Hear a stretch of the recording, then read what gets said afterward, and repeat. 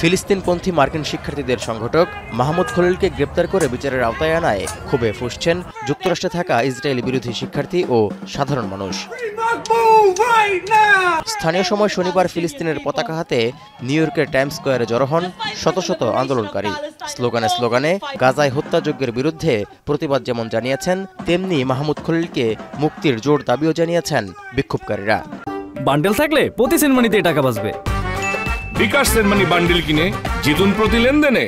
Have the right to freedom of speech, have the right to protest, have the right to take the streets, and I thought that this is under attack. If they can come for Mahmoud, then they can come for any of us. এ সময় আটক ও বিচারের ভয় দেখিয়ে নির্যাতিত ফিলিস্তিনিদের পক্ষ থেকে তাদের দূরে সরানো যাবে না বলে হুঁশিয়ারিও দেন তারা। They're trying to scare people, but what they don't understand is that the people who fight for Palestine, they know what we're up against.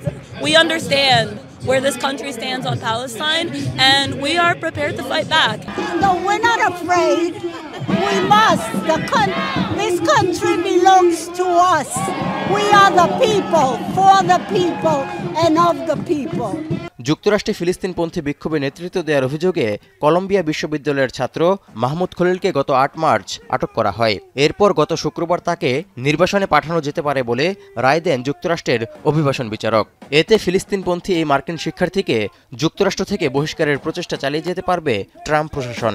আপিলের সুযোগ আছে যুক্তরাষ্ট্রের স্থায়ী বাসিন্দা মাহমুদ খলিলেরও। তৌহিদুর রহমান, এখন বিশ্ব।